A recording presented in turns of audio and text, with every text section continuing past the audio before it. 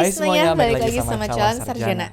Kita semua setuju, film ini adalah rajanya adegan mati paling kreatif sekaligus paling konyol. Tapi hari ini kita bukan ngebahas yang paling kreatif teman-teman. Kita bakal ngebahas yang paling nyiksa, paling bikin ngilu. Kematian pas kalian tonton tuh, kamu tuh ikutan ngeringis sambil bilang, mending mati ketabrak truk aja deh. Mau tahu ada apa aja? Hai, gue Andre. Hai, aku Jenny, yuk kita bahas. Kita mulai dari tokoh perempuan bernama Samantha Lane yang walaupun bukan tokoh utama, tapi kematiannya lumayan unexpected banget ya. Soalnya Samantha tuh awalnya datang ke salon untuk me time. Dia bawa 2 anaknya yang jujur aja ngeselin banget. Ya, kerjaannya tuh lari-larian sambil lempar-lempar batu di luar deh. Nah, biar nggak rusuh, Samantha tuh ngasih duit ke anaknya suruh main video game di tempat yang lain. Di dalam salon, Samantha yang lagi asik potong rambut sama sekali nggak sadar ya kalau di sekitarnya udah banyak kode-kode maut. Mulai dari alat pedikur nyala sendiri, obat tumpah, kursi goyang, sampai kipas angin yang nyaris jatuh.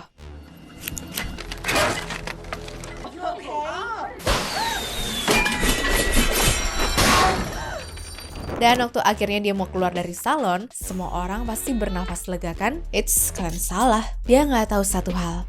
Batu kerikil kecil yang tadi dilempar anaknya di luar itu bakal jadi pemicu kematiannya yang paling brutal.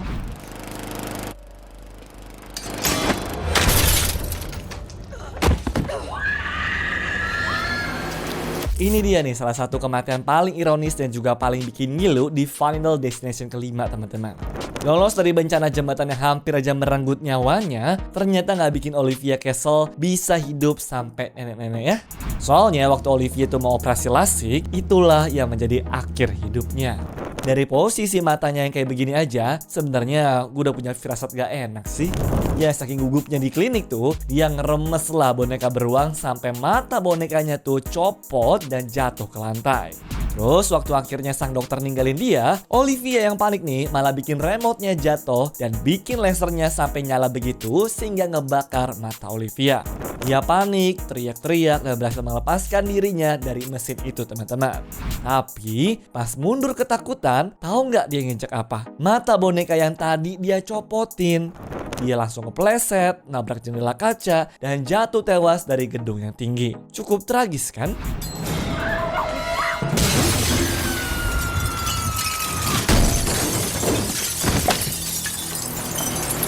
Waktu ngeliat ada segrup di tengah tempat latihan Candy Super, semua yang nonton pasti nahan nafas kan? Apalagi pas kakinya udah mulai mendekat tuh. Tapi untungnya dia berhasil lompat keluar dari papan dan semua orang pun seneng banget.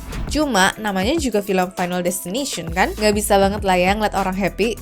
Di kali kedua Candice ngelakuin gerakan senamnya, dia malah kehilangan pijakan dan berujung dia gak sengaja yang nginjek baut itu. Nah kaget karena kesakitan, dia pun berujung oleng dan nyenggol wadah besar berisi bedak atlet gitu.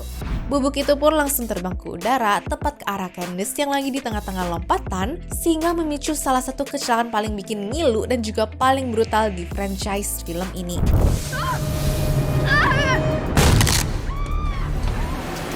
Berikutnya datang dari tim Carpenter dan juga ibunya yaitu Nora yang lagi datang ke dokter gigi.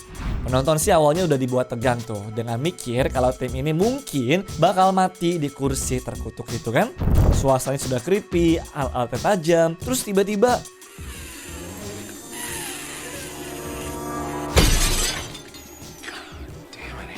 ada seekor burung dara nabrak jendela. Puncaknya waktu tim tuh lagi dibius dan juga dokter lagi keluar. Mainan ikan-ikanan yang gantung di atas sana jatuh teman-teman masuk ke dalam mulutnya coba. Tim hampir mati kesedek lah di situ teman-teman. Tapi ternyata maut cuma iseng. Tim selamat dan juga berhasil keluar dari ruangan ya. Cuma namanya film Final Destination, ya mereka tuh kayaknya anti banget sama ngelihat orang dapat happy ending ya. Alhasil waktu tim dan juga Nora tuh keluar dari dokter gigi dan tim tuh lagi main sama burung-burung di situ, ada alat berat yang berujung nimpa si tim ini secara tiba-tiba dong.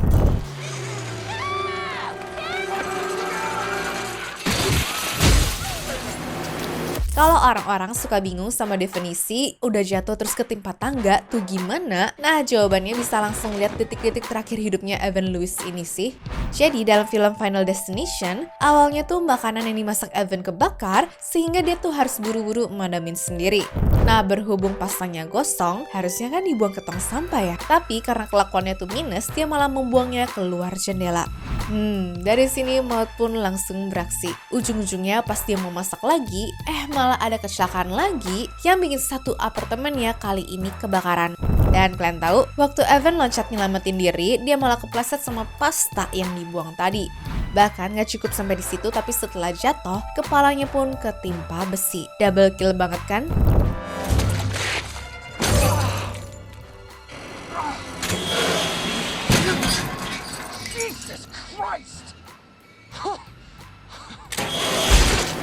Nah, ini dia nih teman-teman, scene Final Destination yang jadi legenda tuh. Bahkan bisa dibilang bikin trauma satu generasi mungkin. Kenapa? Karena dalam mimpinya si Kimberly, Thomas Burke yang lagi nyetir di belakang truk kayu ini nih, gak sengaja teman-teman ngejatuhin kopi panas ke pahanya itu.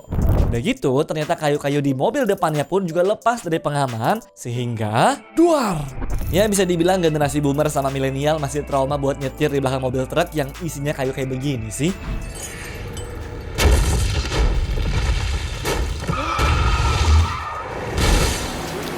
Sebelum orang-orang bule bisa dengan mudah tanning di rumah, dulu tuh kalau mau tanning dengan cepat, yang masih pergi ke salon-salon seperti ini.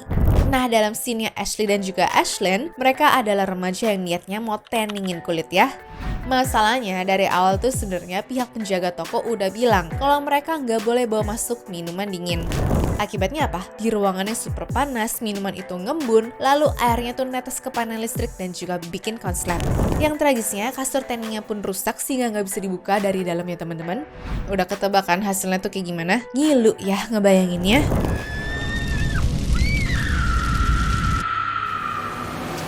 Udah lagi di rumah, minum alkohol biar nyantai, ujung-ujungnya malah bikin guru bernama Valerie Luton meninggal dengan kondisi mengenaskan dong. Jadi ceritanya dia tuh nuang alkohol ke dalam sebuah gelas yang sudah nge-crack gitu teman-teman. Alhasil sepanjang jalan dari dapur sampai ke komputer, alkoholnya tuh keluar tipis-tipis lah. Dan pas alkohol bercampur sama kabel-kabel di dalam komputer, komputernya meledak, pecahan kacanya juga nancep di lehernya tuh. Gak sampai di situ, rumahnya pun juga mulai kebakar. Dia panik, lari, terus kepleset di tumpahan alkohol tadi. Pas jatuh dia refleks lah tuh buat ngambil handuk di meja, tapi handuknya itu nyantol di rak pisau teman-teman. Rak pisaunya juga ketarik tuh, dan juga pisau daging terbesar jatuh nancep lurus di dadanya itu. Aduh, mautnya niat banget ya kalau dipikir-pikir.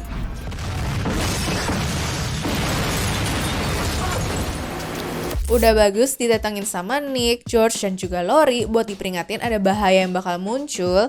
Malah nggak dianggap serius sama montir bernama Andy Cruiser ini dong.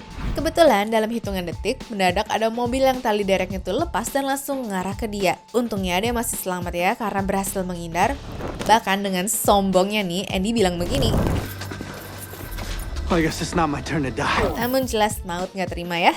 Detik itu juga sebuah tabung gas CO2 bertekanan tinggi meledak, mendorong Andy terbang ke belakang, lurus ke arah pagar kawat super kencang.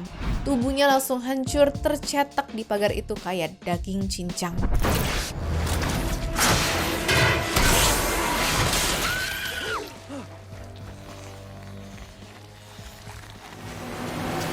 Kalau tadi penonton sudah dibuat takut sama nyetir mobil di belakang truk kayu, lalu tanning di salon ataupun pergi ke dokter gigi, nah gara-gara Han Wynorski ini gue jamin deh, kalian yang nonton filmnya tuh sempat mikir-mikir kan tiap kali pengen pergi berenang? Hunt, listen to me, buddy. Listen, no water, okay? Stay away from water. Brief messages marked urgent. Sayangnya, sebelum Hans sempat dengar voicemail kali ini teman-teman, dia sudah masuk ke dalam kolam duluan tuh. Gara-gara koin kesayangannya tuh nyemplung ke dalam sana. Dan pas nyemplung, ternyata badannya tuh kesedot sama pusaran air di bawah situ. Ya, dalam hitungan detik, satu kolam pun langsung berubah merah teman-teman.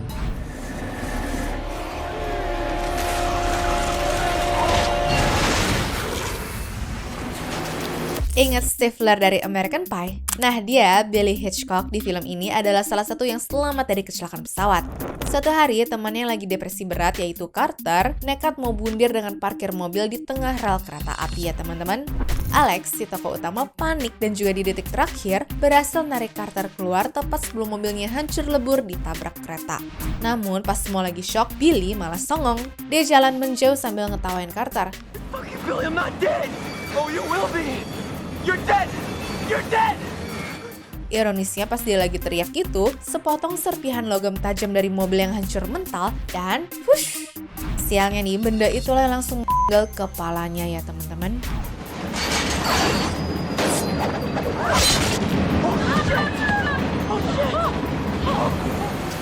Ini dia nih, buy one get one free paling ngeri dari maut teman-teman. Dan pelajaran kenapa kalian tuh nggak boleh bawel pas lagi ditolong ya.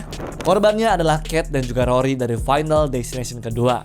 Ceritanya, Cat tuh kejepit di mobilnya yang ringsek teman-teman, dengan posisi kepala di depan airbag dan pipa besi runcing di belakangnya itu tuh.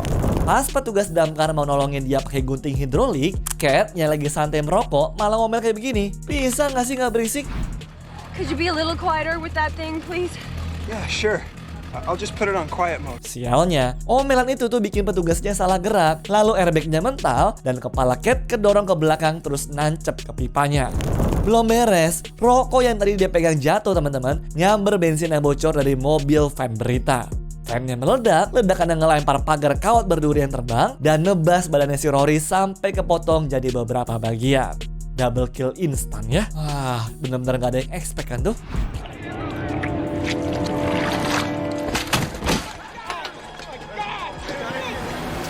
Kalau nggak bisa menghindar dari kematian, ya berarti kita cuma perlu cari cara biar nggak meninggal aja kan? Seenggaknya sih, aku rasa itulah yang ada di otak Eric dan juga Bobby dalam film Final Destination Bloodlines ini ya. Jadi, Eric punya ide untuk nge-cheat kematiannya. Dia nyuruh Bobby makan kacang, biar kalau alerginya tuh kambuhnya ya pas di rumah sakit. Punya alergi kacang, makan kacang, kambuh, diobatin sama dokter. Harusnya kalau kayak gitu, dia nggak akan dihantui sama kutukan kematian lagi kan? Nah, masalahnya Bobby ternyata makan kacang di dalam ruangan mesin MRI.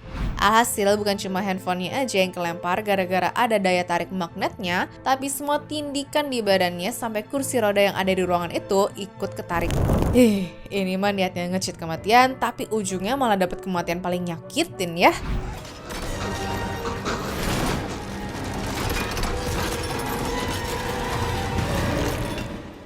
Anyways, cukup sampai di sini ya guys video hari ini. Sampai jumpa di video selanjutnya. Dah.